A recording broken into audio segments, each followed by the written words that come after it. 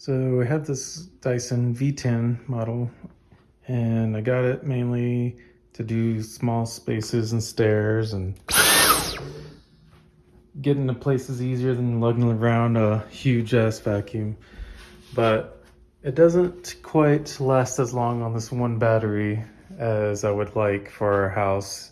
It's a pretty big house, I guess, so probably wouldn't need a real vacuum, but I like using this just for the portability. So I actually ordered another battery.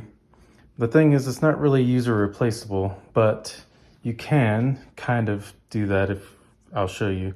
So pretty much there's 3 screws holding it in. There's one here in the handle, and then there's 2 right there.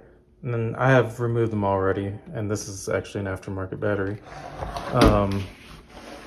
So once you remove them, it just kind of like makes it easy for the battery to slide out. And so the problem is, while you're vacuuming, this thing can just kind of come disconnected slightly, and then it stops working. So that's kind of annoying. So to fix that, I'll show you what I've done to make it easier. So once I've swapped out batteries, taken it out, put a new one back in, I have this double-sided Velcro, which is probably pretty cheap or easy. It actually came with something we got. And so pretty much just wrapped around here. And then I got it extra long just to do a couple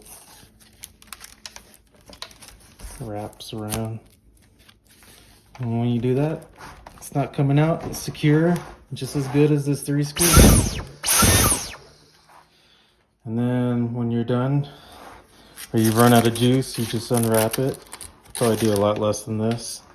And then take the battery out, unplug it, and then go to your charger and swap it out with the other one, like so.